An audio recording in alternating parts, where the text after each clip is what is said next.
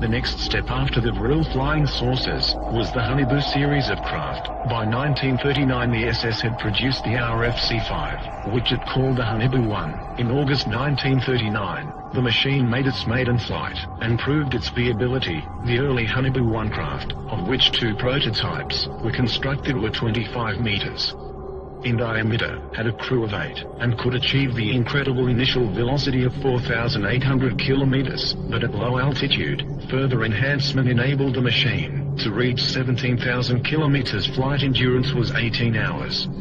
To resist the incredible temperatures of these velocities, a special armor called Victolan was pioneered, specifically for both the Honeybu and Vril series of disc craft.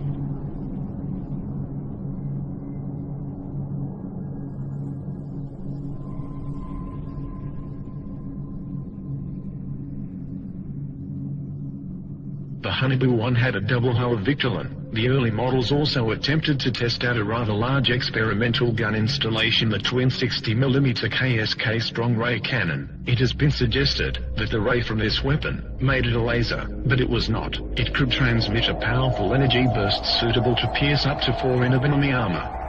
When a Vril 7 was shot down by the Russians, in 1945 a similar underbelly-mounted KSK gun was destroyed, with debris recovered from the battle site.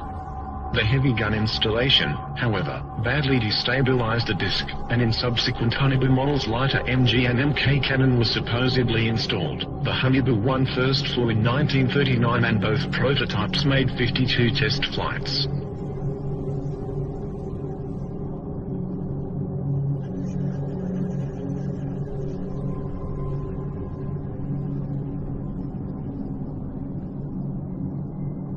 In 1942, the enlarged Honeybu 2, which was 26 meters diameter, was ready for flight testing. This disc had a crew of 9, and could also achieve supersonic flight of 6,000 to 21,000 kilometers with a flight endurance of 55 hours. Both it and the further developed 32-meter diameter Honeybu 2 had heat shielding of 2 hulls of Victolan.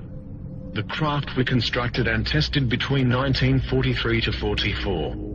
The craft made 106 test flights. By the end of 1940, the Honeybu 2 had entered service as a reconnaissance aircraft, and there is certainly photographic evidence to support this. For example, one was caught on camera near Antarctica in 1940. The design of the Honeybu 2 should be noted for future reference. Whatever their exact nature, it appears confirmed that a range of alternative design aircraft were by now on the drawing board, or hovering above the ground. Some of these designs proved worked, and successes were being reported. On 17 April 1945,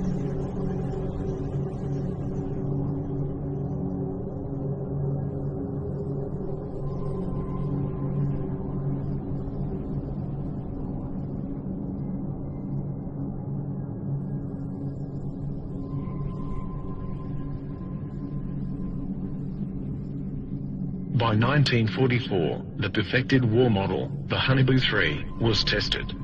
2 prototypes were built. These massive machines, several stories tall, were crewed by 20 men. They were also capable of hypersonic speed beyond 21,000 kilometers. The SS had intended further plans for a 120-meter diameter Honeybu 4 were in the works, but no such craft is known to have been constructed before the end of the war. However, these new technologies were coming online too late, for the war was already being lost and won. Within months the Allies and Russians had poured into Central Europe. Hitler was thought dead and the war apparently over, and as soon as the war was over, ghost rockets started appearing over Scandinavia, and within 2 years flying saucers were being reported wholesale over mainland United States. It was no coincidence